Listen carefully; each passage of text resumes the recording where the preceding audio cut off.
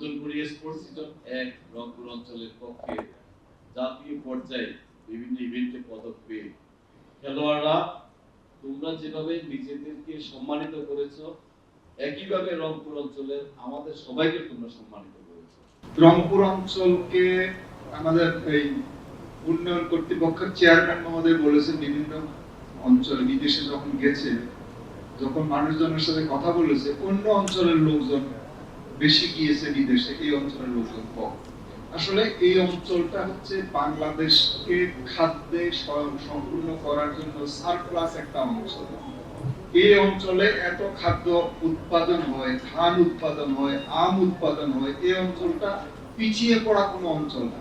কেউ যদি বলে যে রংপুর পিছিয়ে আছে, আমি মনে করি রংপুর পুরো দেশকে সাপোর্ট দিচ্ছে। আমাদের ছোট্ট সোনামণিদের এবং একই সাথে কিন্তু এখানে যারা সাংস্কৃতিক অঙ্গনে যারা বিজয়ী হয়েছে বিভিন্ন পর্যায়ে, তাদেরকেও কিন্তু আমরা সম্বর্ধনা দিচ্ছি। শুধু খেলোয়াড়দেরকে না, সাংস্কৃতিক যারা বাচ্চারা আমাদের বিভিন্ন পর্যায়ে জাতীয় অংশগ্রহণ করেছে জাতীয় সঙ্গীতে, তাদের জন্য আমাদের আজকের এই আয়োজন।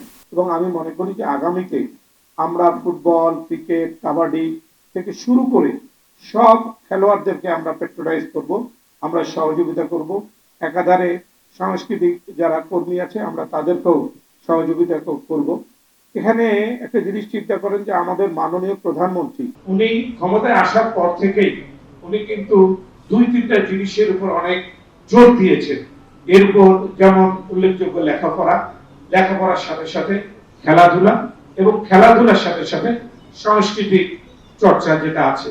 গত 2-3 দিন আগে উনি একটা মিটিং এ বলেছেন বাচ্চারা লেখাপড়ার ভালো রেজাল্ট করছে, তারপরে উনি বলেছেন তোমরা খেলাধুলার কি তোমাদের অবস্থা, সেটাও ভালো। পাশাপাশি উনি বলেছেন যে সংস্কৃতিতেও আমাদেরকে ভালো করতে হবে। আসলে ইতিপূর্বে আমরা দেখেছি যে খেলাধুলাকে রাজনীতিকরণ করা হয়েছে। আমি মনে করি যে এইটা করার আর কোনো সুযোগ নাই। যোগ্যতার ভিত্তিতে আমরা যারা ভালো করবে তাদেরকে সামনের দিকে এগিয়ে দিতে চাই।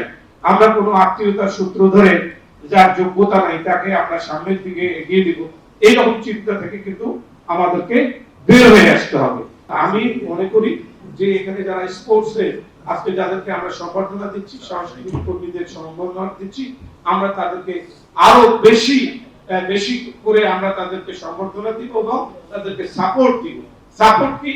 খেলাধুলার সাপোর্ট, যাতে তারা ভালো কোচ আমরা নিয়ে আসতে পারি। অনেকে আমাকে ছোট বাচ্চা দিলে বললো যে আমাদের জিমনেশিয়ামের অভাব, সেই জিমনেশিয়াম যেন আমরা তৈরি করতে পারি। আর অন্যান্য যারা বিভিন্ন ইভেন্টে আছে তাদের যে সমস্যাগুলো, সেই সমস্যাগুলো যেন আমরা সমাধান করতে পারি। আমাদের যেমন সাংস্কৃতিক শিল্পীরা আছে, আমরা তাদের ব্যাপারেও সেম সিদ্ধান্ত নেব, তাদেরকেও সেইভাবে সাপোর্ট দিব। বিশেষ করে আমি এতটুকু প্রত্যাশা করি যে অতীতের সকল কিছু ভুলে গিয়ে আমরা ভালো কিছু করতে চাই। আমরা ভালো একটা রংপুর অঞ্চলকে একটা ভালো জায়গায় নিয়ে যেতে চাই। আমি যে কথা একটু আগে বলছিলাম যে তারেক রহমান বলেছেন লেখাপড়া করবে, লেখাপড়ার পাশাপাশি খেলাটাকে আমরা পেশায় নিয়ে যাব।